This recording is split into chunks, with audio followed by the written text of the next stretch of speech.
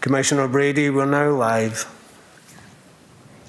Welcome to the February 8th, 2021 meeting of the Sandusky City Commission. Prior to tonight's meeting, we will have an invocation offered by Commissioner Poole, followed by the Pledge of Allegiance. Lord, thank you for the many blessings you have bestowed on our community. We are here today to continue deciding for the safety and well-being of our citizens. Guide us in our decisions. All is possible in your name. Amen. Amen. I pledge allegiance To the flag of the United States of America and to the republic for which it stands, one nation under God, indivisible, with liberty and justice for all.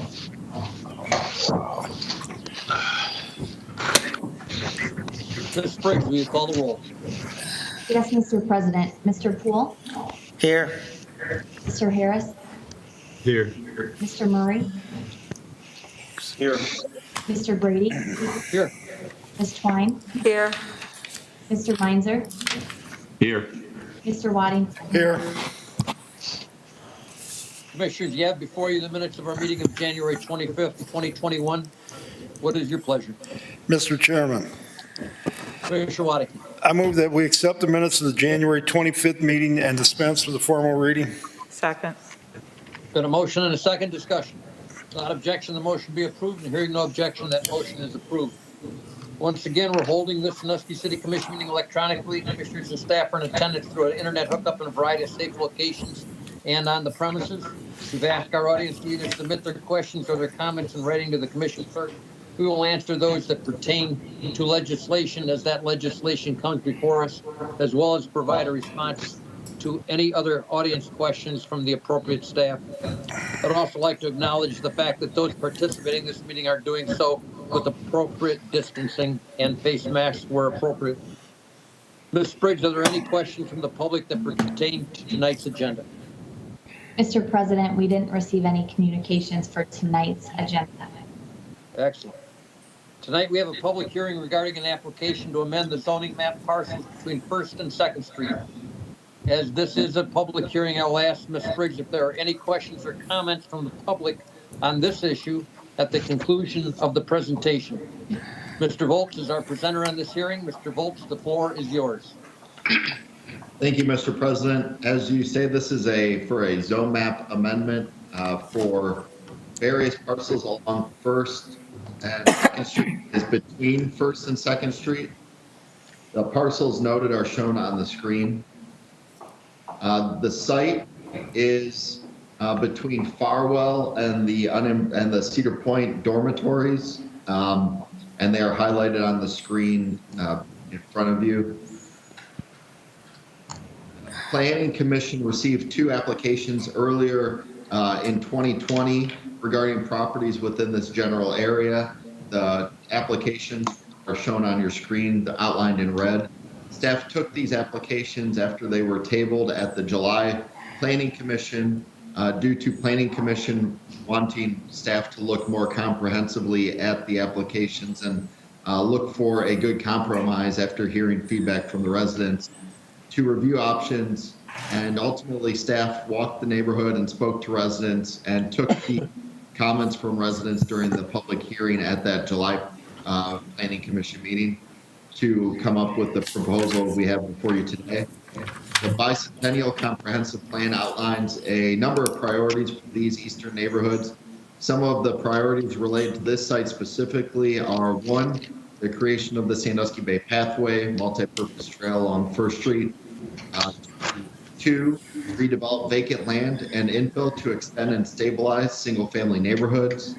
And 3, target areas around 1st Street for residential stabilization and infill and mixed-use residential development. Understanding the goals set forth by this area in the comprehensive plan and for reasons stated in the staff report, believes that rezoning for you today could satisfy the above conditions set forth for a rezoning.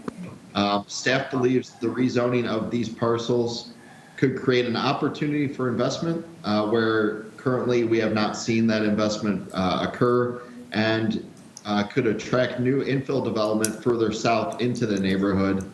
And commercial recreation still permits single-family residential it's currently zoned as today, while also permitting transient rental. In conclusion, staff does recommend approval of the proposed amendment zone map for the above referenced parcels from R140 single family to commercial recreation. Staff did not receive public comment for this. It was posted in the newspaper. However, we did have 2 public hearings at Planning Commission and had a little bit of public comment received for those. It's been vetted, and Planning Commission has recommended approval. That is it. Thank you. Ms. Briggs, are there any questions or comments from the public regarding this public hearing? Mr. President, I didn't receive any communications in regard to the public hearing. Commissioners, questions or comments regarding this public hearing? Mr. Chairman. Commissioner Waddington. Yeah, I'd like to ask, how many, when the city did their walkthrough, how many residents responded when you walked through this area? And was any of them, or were they all positive? Was there any questions? Sure. Through you, Mr. President, to Commissioner Waddington, we spoke to about 4 or 5 different residents. Most of the conversation was that folks along 3rd Street specifically were in favor of the rezoning north of 2nd Street. However, they were not open to anything south of 2nd Street. They wanted to maintain their single-family neighborhood that they have been to longtime residents of, and they didn't like the application that proposed rezoning random parcels further south into their neighborhood. Additional comments or questions, Commissioners?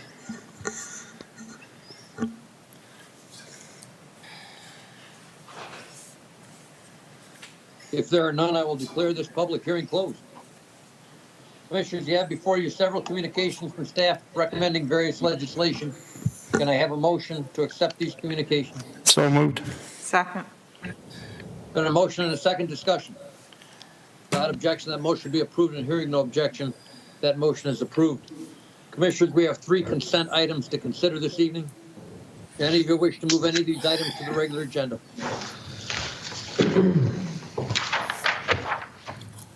Ms. Briggs, will you present the consent agenda? Mr. President, on your screen should be tonight's consent agenda.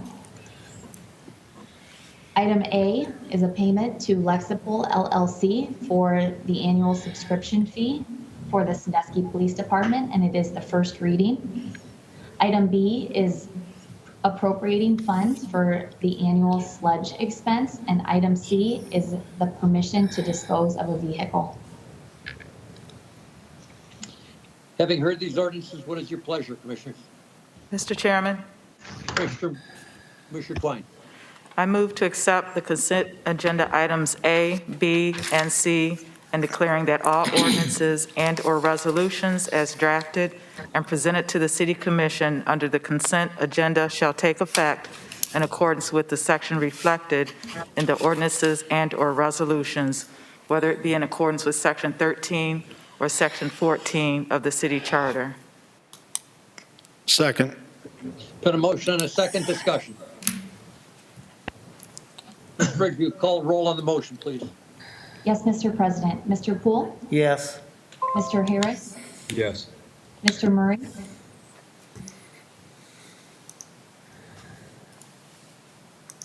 Yes. Mr. Brady? Yes. Ms. Twine? Yes. Mr. Meinzer? Yes. Mr. Waddington? Yes. And now on the ordinances and resolutions. Mr. Poole? Yes. Mr. Harris? Yes. Mr. Murray? Yes. Mr. Brady? Yes. Ms. Twine? Yes. Mr. Meinzer? Yes. Mr. Waddington? Yes. Those ordinances are passed, and item A is passed on the first reading. Now turn to our regular agenda. Ms. Briggs, will you present item number 1, please? Yes, Mr. President. Item number 1 is an ordinance amending the official zone map of the city of Sandusky to rezone parcels on the south side of First Street, east of Farwell Street, and parcels on the north side of Second Street, east of Wildman Street, from R1-40 Single Family Residential District to CR Commercial Recreation District. Commissioners, having heard this ordinance, how do you wish to proceed?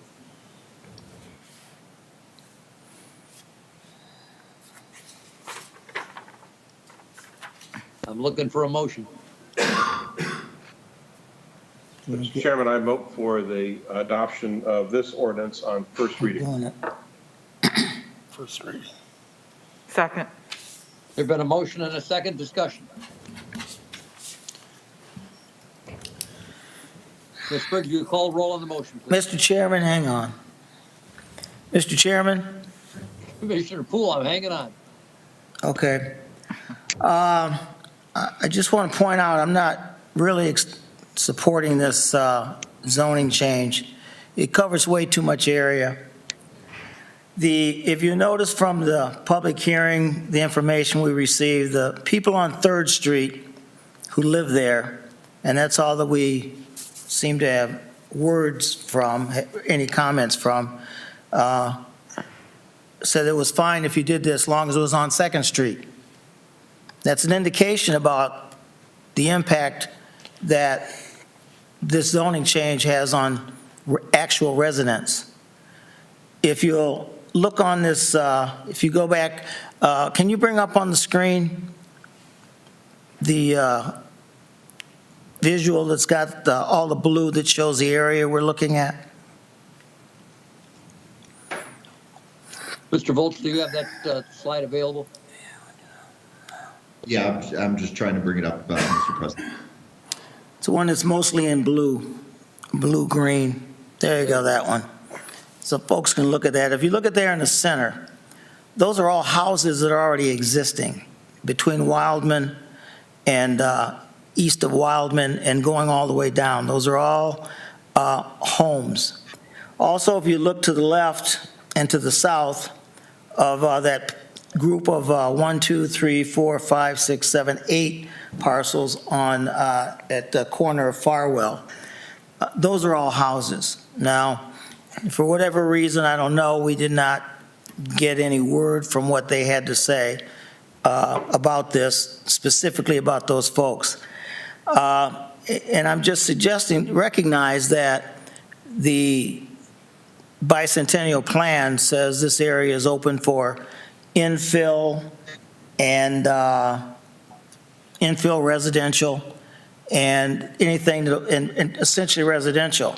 If you look at what this particular change does, it says beaches, swimming pools with accessory bathhouses, locker rooms, manufacturing, rental, repair, storage of boats and marinas, hunting and fishing, club shooting ranges, arenas, auditoriums, golf courses, driving ranges, and there's several more, 3 more lines of things to do, and none of it has anything to do with residential infill. Now, I would suggest that there was an opportunity, in fact, the owners of the property, of the 6 parcels there at corner of Farwell, which face First Street, asked to have that changed alone. There was a request to do that. That was never heard by the Planning Commission. They chose not to listen, not to hear that. I would suggest that if we were simply doing those parcels, that perhaps it would be all right because it just faces First Street. But as from what the folks said on 3rd Street about not wanting this near their homes, I would suggest that all of those empty lots on the south side of 2nd Street, putting boathouses on that property across the street is not going to encourage infill of residential. So for that reason, and likewise, the property owners that are already on First Street, east of Wildman, they're not going to be positively impacted by this. And if the staff has a game plan that refutes this or suggests that they see something else coming from this that'll fill this up with residential, I'm open to hear to it, but otherwise, I don't think I can support this as it stands.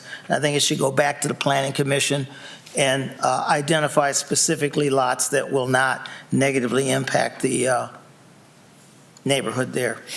Thank you. Additional comments or questions, Commissioners? Mr. Chairman, Commissioner Murray. Ms. Poole raises a lot of important points, one of which being the continued uglification of First Street by these awful storage buildings. It has just become, First Street is hard to describe as anything other than the epitome of a failure in planning, and I mean that as no criticism staff. When you deal with planning issues, you're dealing with things that were started, 8, 10, 15 years ago, and that's why planning is so terribly important. I have two requests, and one of these I put to our law director earlier today. Perhaps at the next meeting we could have a discussion about this. My understanding that one of the considerations for both the staff and the Planning Commission is to avoid the trap, the illegal trap of spot zoning. And it becomes a problem if you rezone just a couple of parcels and not the balance or not a larger number in the area. So that is a legal concept. It's not an area in which I practice.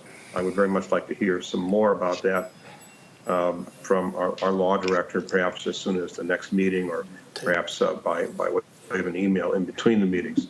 The second point is, I'm wondering, and I don't need an answer now, I realize this just occurred to me as a result of Mr. Poole's comments, if we have the ability to ban further storage units. If we're not going to ban storage units, we need to start taxing the devil out of these. The fact of the matter is that when we take valuable property and all we do is dump boats on it, we don't gain any income tax, we don't get any admissions tax, we don't get any lodging tax. It's a fool's errand to be using property that way. And I would like to explore our ability to ban those, or at least to tax them to the point that we discourage that particular land use. Thank you. Additional comments or questions, Commissioners? Mr. Chairman? Commissioner Meinzer, I believe. Yeah, I should say I was on the Planning Commission at the time that this came in front of us. And I know this was a compromise because the initial application was to encompass 2nd Street and going back up into the backyards of the folks on 3rd Street. So we did cut it back a little bit, just trying to respect their property. Additional And comments also, and questions? I should say we were adamant that we did not want any gas stations, 7-Elevens, that sort of commercial going in there either, along with the storage units. Mr. Chairman? Commissioner Twine. As Commissioner Meinzer just mentioned, some things that they didn't want in there, are there suggestions as to what someone wants in there? I see Mr. Volz shaking his head. Mr. Volz. Through you, Mr. President, to Commissioner Twine, that was one of the conversations. The owner who applied for his 8 parcels along Farwell Street to be rezoned has wanted a use that wasn't permitted under single family. It was kind of a mix between a condominium project with kind of like a boathouse on land, I would call it, where you have residential and then with a taller garage building underneath it for storage of the owner's boats. But he's also the owner of most of the houses you see just east of Wildman. So he was okay with this rezoning for those as well, due to it allowing for transient rental in that area. With all that being said, this was kind of as a 2-year-long process that came to a head with Planning Commission and the 2 applications, and it wasn't something staff took lightly to come to this decision. It was a lot of things went into this proposal and grouping of homes to just make it the best fit for future development, whether that be a hotel or new residential infill or something like the applicant wants along Farwell Street. Or maybe there does need to be a next step in this in an overlay that prohibits other uses like gas stations and those sorts of things. So we make sure that those don't occur here to protect the property owners to the south. Okay, thank you, Thank Mr. you, Mr. Volz. Volt. Additional questions or Mr. Chairman. comments, Commissioners? Mr. Chairman, Commissioner Murray. just a thought that I wanted to share with my colleagues. You know, the question of what the ostensible land use is going to be it's a dangerous precedent. It's a dangerous thing to rely on. We got conned by Jeff Ringel a couple of months ago, or a year ago, whatever that was. We were supposed to be looking at some things that would be additive to the neighborhood. Instead, all we got is some rich cat's toy box. That's unacceptable, and we need to be really careful about making that mistake again. So that's just my feeling on that. Thank you. Additional comments or questions, Commissioners? Ms. Briggs, will you call the roll on the motion, please? Yes, Mr. President. Mr. Poole? No. Mr. Harris? Yes. Mr. Murray? Yes. Mr. Brady? Yes. Ms. Twine? Yes, Mr. Meinzer? Yes. Mr. Waddington? Yes. And now on the ordinance. Mr. Poole? No. Mr. Harris? Yes. Mr. Murray? Am I mistaken? I thought that was on first reading. That was my motion. Point of order, I apologize. And what is the point of order? First reading. It's first reading, so we just voted on the motion. Right. And now we're voting on the ordinance, and I wanted to provide a little bit more time. I thought this was on first reading, and that was my motion. yeah, it I does. believe that it does do that. My understanding, I'll turn to the law director for his input. My understanding is we typically take 2 votes on a first reading. It is first reading. Yeah, the ordinance is on a first reading, so it's to approve on the first reading. It will come back up for a future city commission meeting on the second reading, at which time the motion is not required, but the ordinance will have to be approved on another roll call. Then I vote yes, and I apologize for the self-created confusion. Mr. Brady?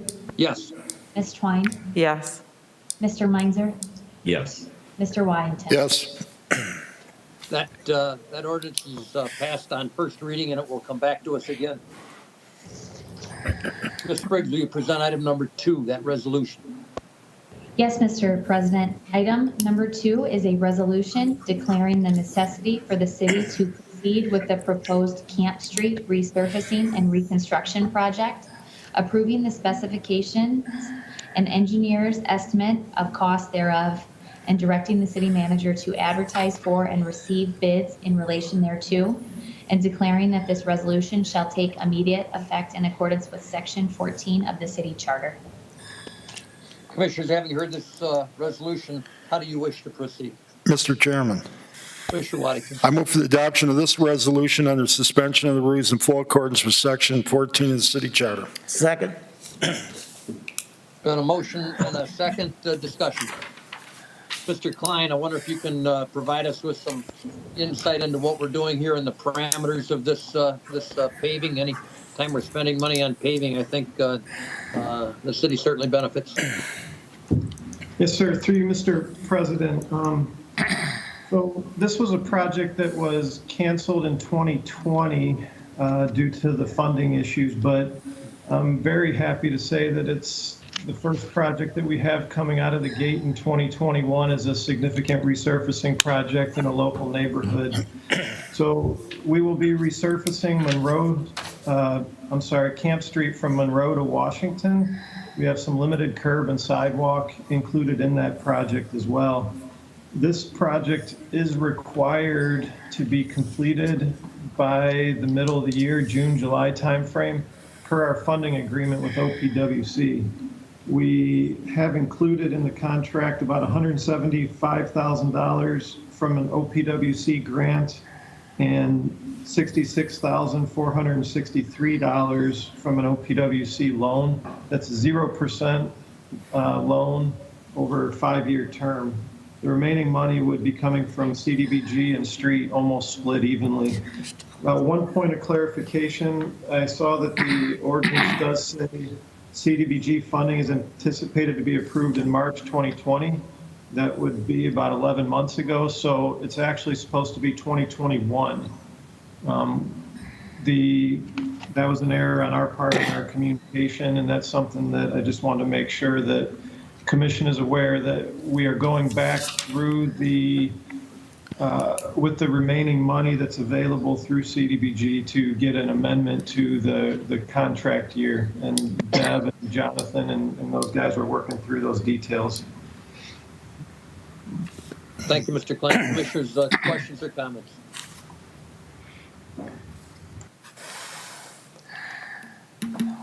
Ms. Briggs, we call a roll on the motion, please. Yes, Mr. President. Mr. Poole? Yes. Mr. Harris? Yes. Mr. Murray? Yes. Mr. Brady? Yes. Ms. Twine? Yes. Mr. Meinzer? Yes. Mr. Waddington? Yes. And now on the resolution. Mr. Poole? Yes.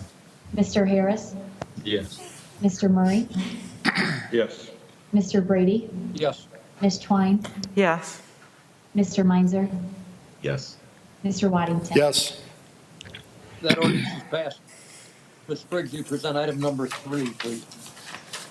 Yes, Mr. President. Item number 3 is an ordinance amending Part 11, Planning and Zoning Code, Title 5, Additional Zoning Requirements, Chapter 1157, Flood Damage Reduction of the codified ordinances of the City of Sandusky in the manner and way specifically set forth herein below.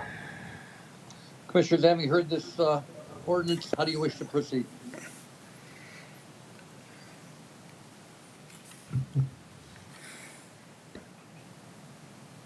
Mr. Chairman, Commissioner Murray. to get the ball rolling here, I'll make a motion that we pass this ordinance on first reading. Second. Got a motion and a second. Discussion. Mr. Chairman? Is that Commissioner Murray? Yes, I wonder if Mr. Klein might provide us with some background in terms of what the engineering department's rationale is for recommending this legislation, please. Mr. Klein. Yes, sir. Absolutely. Through you, Mr. President, to the commission. About 2 years ago, FEMA came out with some new draft legislation and some draft maps with new floodplain information, and they are in the process of adopting that. We were told last year, we've been told probably about 3 times every year that they're finalizing that and they're done and it's going to pass, but we haven't gotten to the point where the maps are approved, but they are still requesting that we update the legislation that is on the books. What they've done is they've added some new zones to the system. They've changed some definitions, and the new zones are a zone V and a zone VE and a V130. These things are really for the coastal wave action areas throughout the city. So they're really the main parcels that would front along Sandusky Bay or along Lake Erie. So other than that, really the only thing that we had looked from a staff point of view to changing was we have a freeboard requirement right now that's on the books for 2 feet above the base flood elevation. What that's done is that has really limited developers and property owners from being able to develop their property or adding significant costs to their development by forcing them to not only build outside the floodplain, but to add 2 feet above and beyond what the current floodplain is. So we've recommended taking that out, as it's really just a burden. You don't get any additional benefit for your floodplain insurance. There's no price reduction. There's no benefit whatsoever for that. in these areas, so we've recommended removing that from the ordinance. I believe that's the main portion of what we added.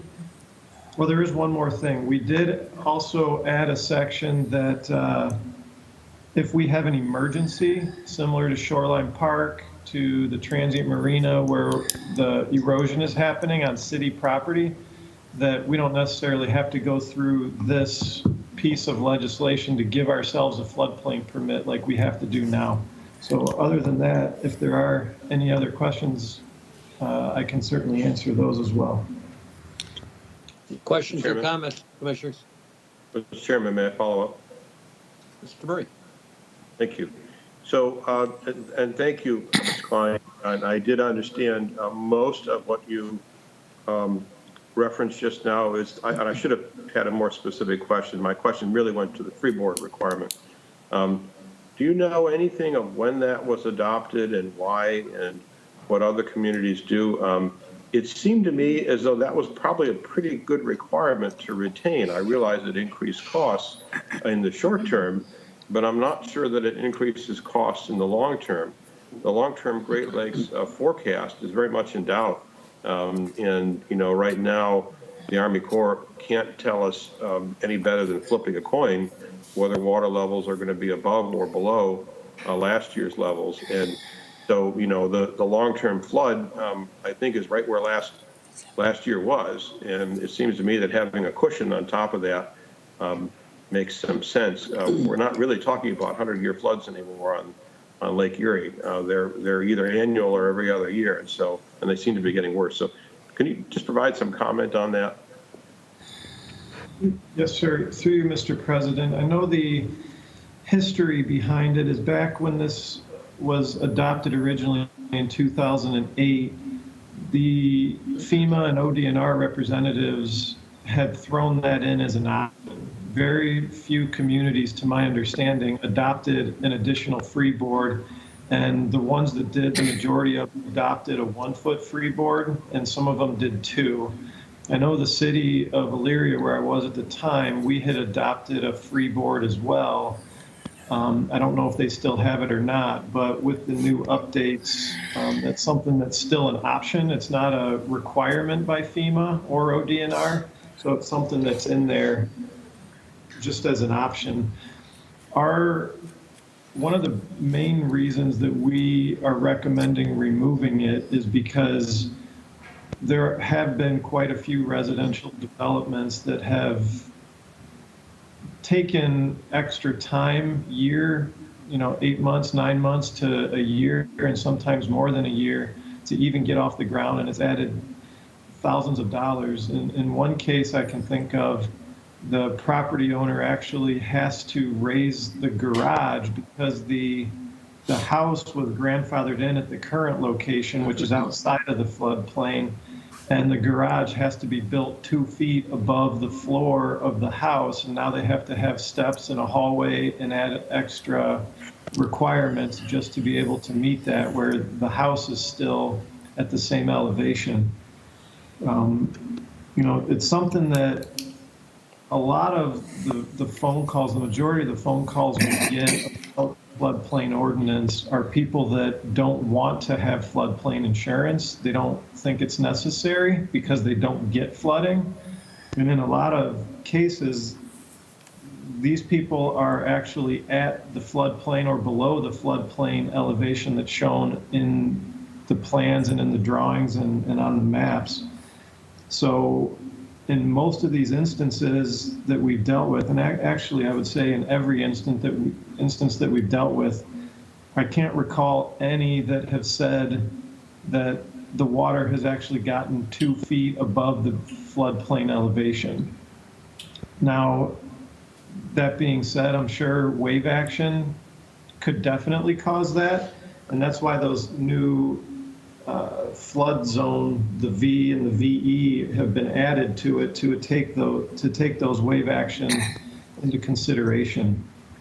So it was really more of a recommendation based on hoops and hurdles that we've encountered over the 7 years that I've been here that have hindered the development and hindered the progress along these floodplains. Mr. Chairman, Commissioner Murray. I really apologize, Mr. Klein, for not taking this up before tonight and ask you some of these questions. And I take responsibility for that. That's my job. I read the legislation. This just didn't occur to me at the time. But given the significant problems that I've had with water in a finished basement, I wish someone had, well, the house was built in 57, so it was a little while back, but I wish someone at that point had some freeboard requirements. I'm not going to make a motion tonight, but I'm just suggesting that I'm open to considering a motion to amend to add a 1-foot freeboard at the next meeting. And I'll take these comments offline, Mr. Klein, rather than belabor this legislation, but I'd like to get some more feedback in terms of what the construction community has offered. And you and I can arrange for a call tomorrow, and I'll learn a little more from you then. So thank you very much. Additional comments or questions, Commissioners? Mr. Chairman, Commissioner Poole. I agree with Commissioner Murray.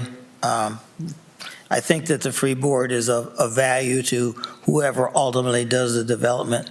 But I do have a couple questions. If you would, and you don't have to answer it now, but at some point between now and the second reading, need to understand visually map that shows what these new 1A and 1B areas are in the city, and would appreciate just the information about the residential problems that you've encountered over the 7 years.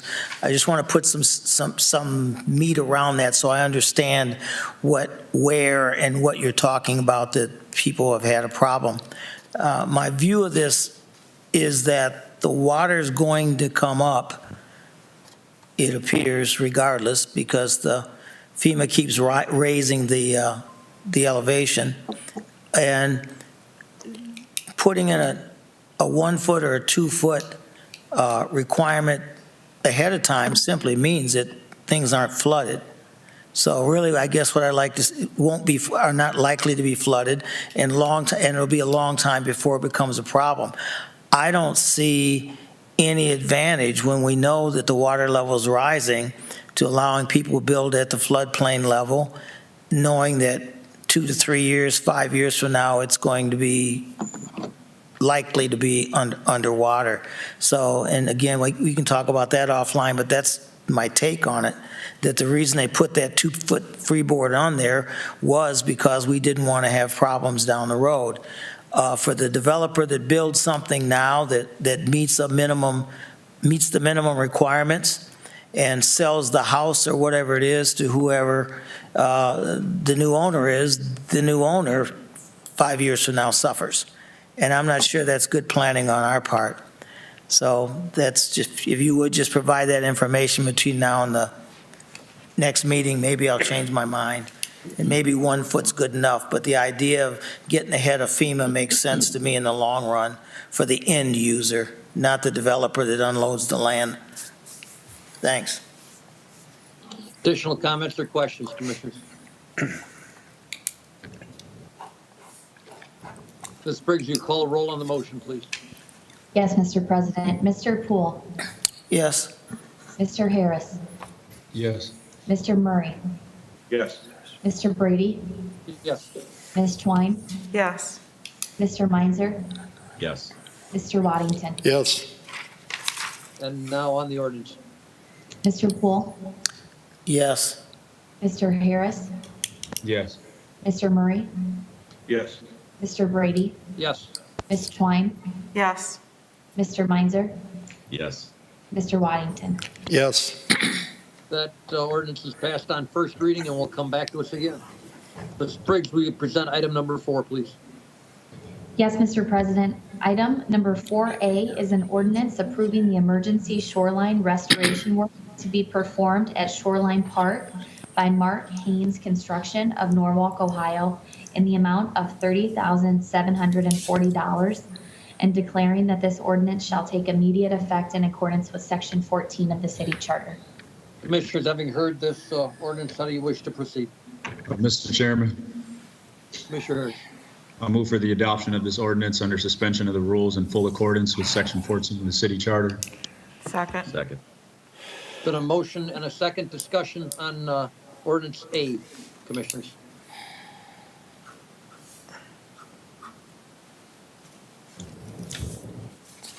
Ms. Briggs, can you call the roll on ordinance A, number 4A? Yes, Mr. President. Mr. Poole? Yes. Mr. Harris? Yes. Mr. Murray? Yes. Mr. Brady? Yes. Ms. Twine? Yes. Mr. Meinzer? Yes. Mr. Waddington? Yes. And now on the ordinance, please. Mr. Poole? Yes. Mr. Harris? Yes. Mr. Murray? Yes. Mr. Brady? Yes. Ms. Twine? Yes. Mr. Meinzer? Yes. Mr. Waddington? Yes. Ordinance 4A is passed. Ms. Briggs, will you present item number 4B, please?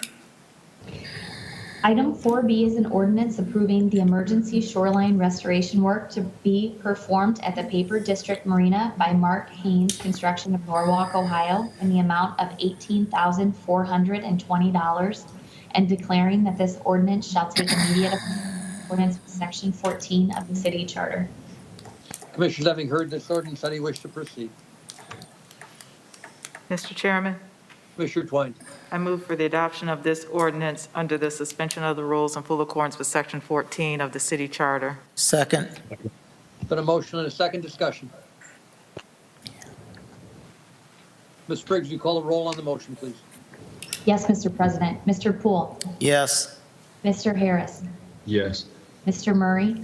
Yes. Mr. Brady? Yes. Ms. Twine? Yes. Mr. Meinzer? Yes. Mr. Waddington? Yes. And now on the ordinance. Mr. Poole? Yes. Mr. Harris? Yes. Mr. Murray? Yes. Mr. Brady? Yes. Ms. Twine? Yes. Mr. Meinzer? Yes. Yes. Mr. Waddington? Ordinance 4B is passed. Ms. Briggs, will you present item number 5, please? Yes, Mr. President.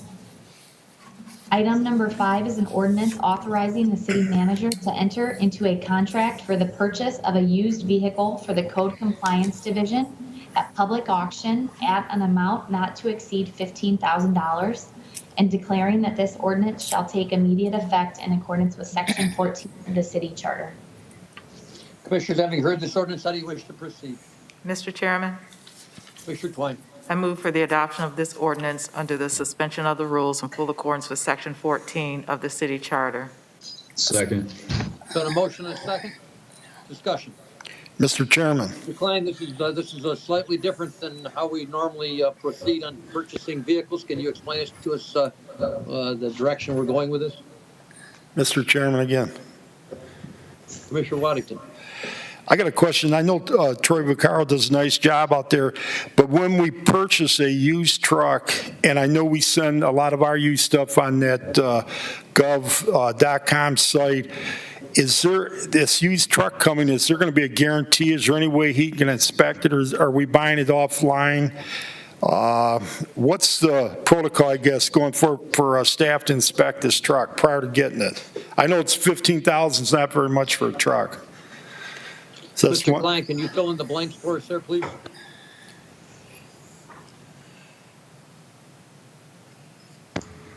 Through the commission president, I would like to defer to Assistant City Manager Orzak, if that's okay. Excellent. Mr. Orzak. Yeah, through you, Mr. President, to Commissioner Waddington. Troy Vaccaro does all of our work. He's indicated that in the past they'd be able to get someone by phone or email and check the vehicle, or they get a lot of information exchanged when we sell things. All of the information that the vehicle repairs and those types of things are exchanged prior to even bidding on the item. So I'm sure that he'll do his due diligence prior to making a purchase for the city. We have purchased vehicles in the past, but they were under the 10,000 threshold, so they haven't came before commission. And with the way vehicles are nowadays, the the used vehicles are getting more and more costly, and he's indicated that this is the best course in order for us to get something that instead of buying completely new. So we're going to try to go down that route. Mr. Chairman? There's questions or comments, Commissioners? Mr. Chairman, yeah, I just want, Troy Vaccaro is going to buy this, going to take care of this for us? Identify the vehicle? Is that in? Yes, sir. Okay, we're good.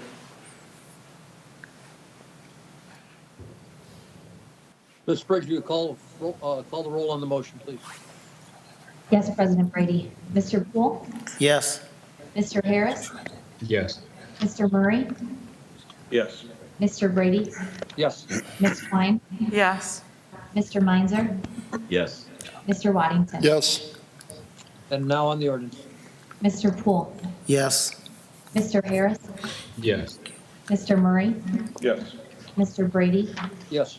Ms. Twine? Yes. Mr. Meinzer? Yes. Mr. Waddington? Yes. That ordinance is passed. That concludes our regular agenda. We're now going to turn to our city manager for his report. Mr. Whoops.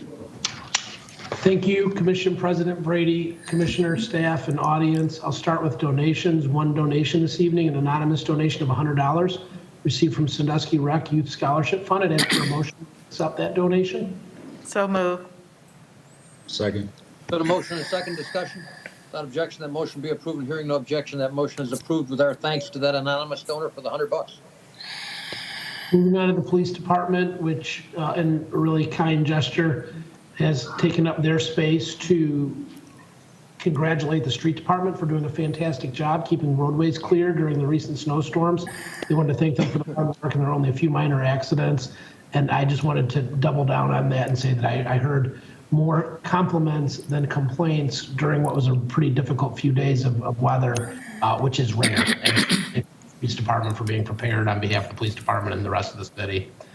Moving on to finance, the customer accounting office has discontinued the use of a PO box to receive mail effective immediately.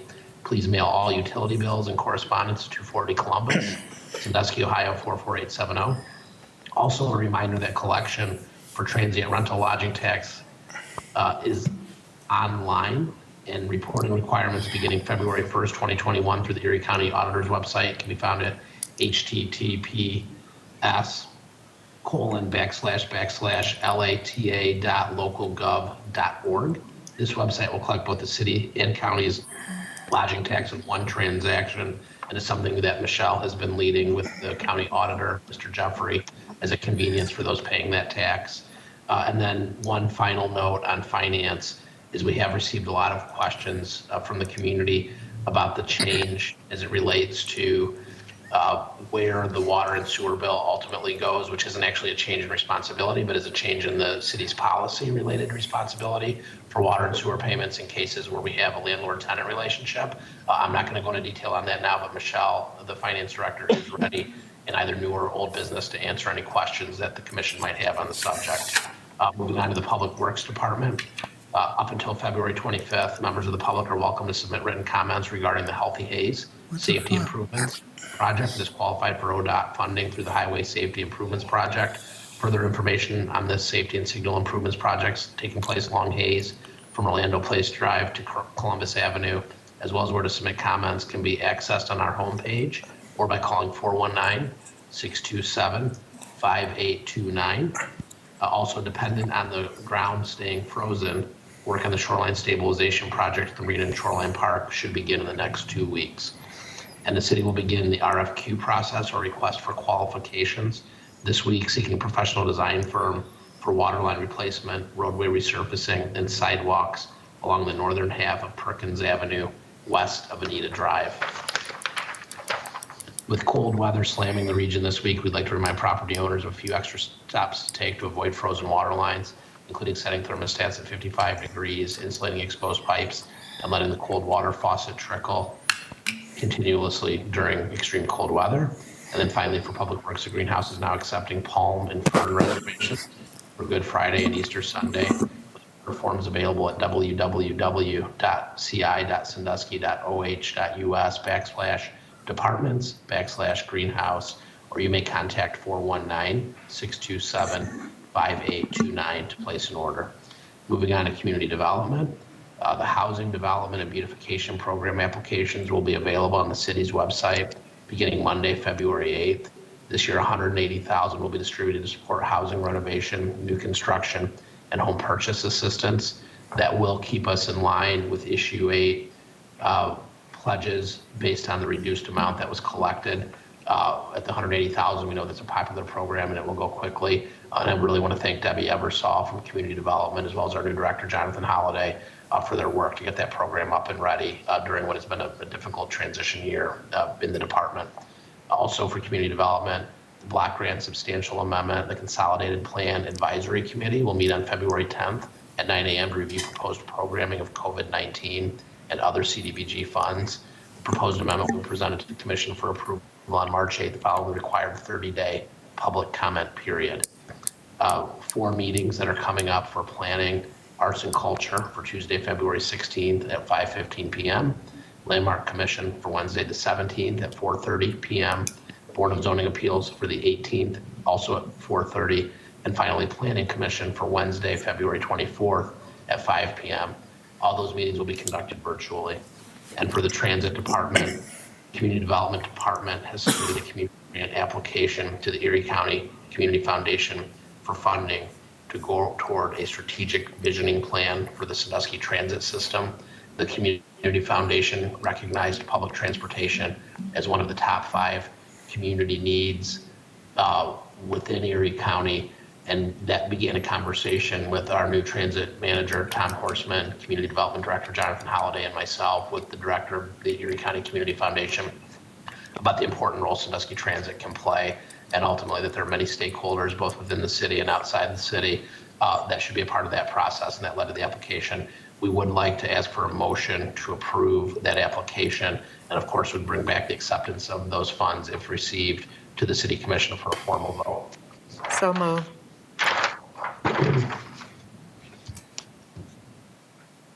There a second to that motion? Second. Got a motion and a second. Discussion? Without objection, that motion be approved. Hearing no objection, that motion is approved. Thank you. For recreation, the City of Sandusky Rec Department is excited to announce the opening of the ice skating rink at Whiteman Weaver Park in JC North. Staff from Public Works worked with Mother Nature to provide a free ice skating venue as weather permits. Lights will be on at the park from 5 to 10 p.m. All can skate at their own risk, and the park can be accessed from Milan Road to Baltimore Street and into the park's parking lot. Sandusky Rec plans to provide music on select nights, and resident Tim Schwanger has pledged to bring a portable fire ring and volunteers to keep off snow during the nights and weekends. Please follow Sandusky Rec on social media for up-to-the-minute updates on programming at the rink. www.facebook.com/Sandusky Rec or www.twitter.com/Sandusky Rec. For more information or questions regarding Whiteman Weaver Ice Rink, please call the Rec Department at 419-627-5886 or contact Jason Whirling at jwhirling@ci.sandusky.oh.us. And then one more item for this evening, and a lot of thank yous that go into this. New Jerusalem Baptist Church, in conjunction with other local parishes, will open a community warming shelter in response to upcoming low forecasted temperatures. The shelter is currently open and will be open from 6 p.m. to 8 a.m. nightly through Wednesday, February 10th. A warm shelter and light food will be provided. Other future dates will be announced via Facebook. The Sandusky Transit System, the Sandusky Police Department will provide transportation to the warming shelter location to those in need free of charge. To volunteer for questions regarding the shelter, please call or text Brittany Benedict at 419-656-8927. Again, that's 419-656-8927, or email brittany.benedict, BENEDICT, at Isaiah52-7.org, and Isaiah is spelled ISAIAH. So I just want to thank Recreation, Jason Whirling, and Tondra Frisbee in particular, Assistant City Manager Chief Orzak, Chief Jared Oliver, Tom Horseman of Sandusky Transit, Commissioner Dave Waddington, everyone with New Jerusalem and the many local churches that really stepped up and made sure that with the cold weather coming, and there are more people that I've probably missed than I have thanked, but that was a big group both internally and externally that made that possible, and it shows the big hearts that we have in the community. In addition to that, they really do need volunteers. COVID has severely limited from years past how many people can volunteer for this. So if you're able to volunteer, please don't hesitate to contact Ms. Benedict at the number or email mentioned. That concludes my remarks for this evening. I'm happy to answer any questions. Commissioners, questions for the city manager? Mr. Chairman, Mr. Waddington. I don't know if it's so much a question, but I would like to ask the commission, there is a need for supplies over at New Jerusalem Church. If we could make or I recommend a donation of, say, $500 for the warming center for supplies. If that's a motion, I'll second it. Thank you. Been a motion and a second. Discussion. Excellent idea, Commissioner Waddington. Ms. Spriggs, you call a roll on this motion. Yes, Mr. President. Mr. Poole? Yes. Yes. Mr. Harris? Yes. Mr. Murray? Yes. Mr. Brady? Yes. Ms. Twine? Yes. Mr. Meinzer? Yes. Mr. Waddington? Yes. That motion is passed. Send them $500. Mr. Chairman. Commissioner Murray. No, I'm going to take exception with you, Mr. Moser. Not everyone is pleased about the condition of the streets. The body shop owners in particular were not pleased.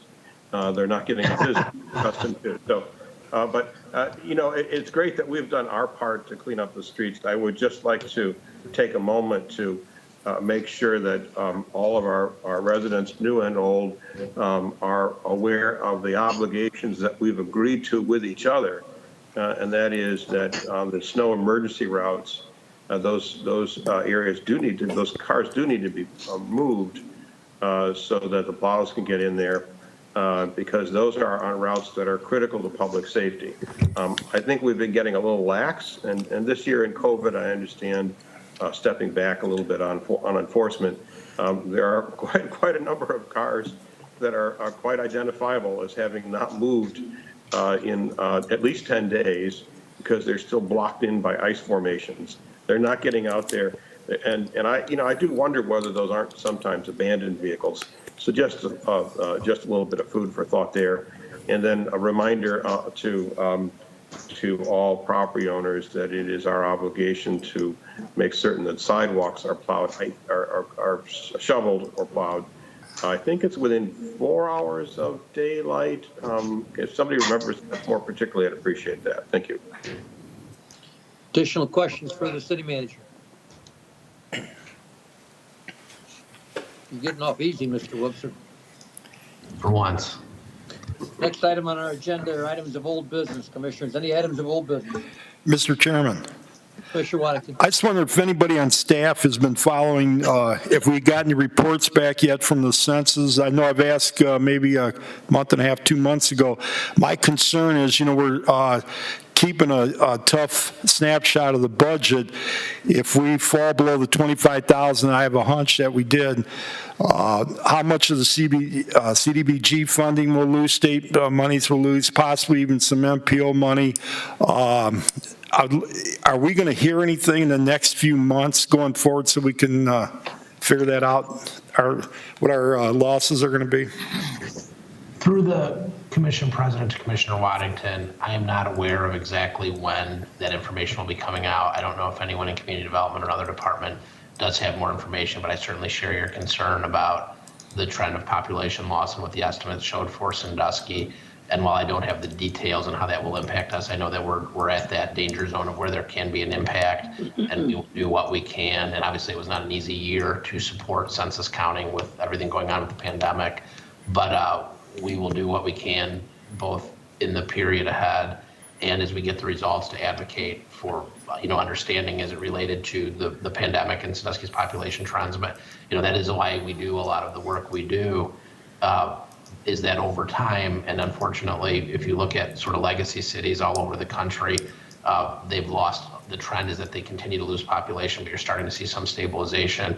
But that happens over a period of a generation. You know, if you think about how many people who are pensioners living in homes in Sandusky, meaning that their children are no longer in their household, whose children are no longer in Sandusky or even the region in many cases, you know, that's what we've been up against for a 20, 30-year period. And we're doing what we can to bring people back into the city and create new housing types that are in line with you know, how people are living in this day and age. But it won't be an easy thing.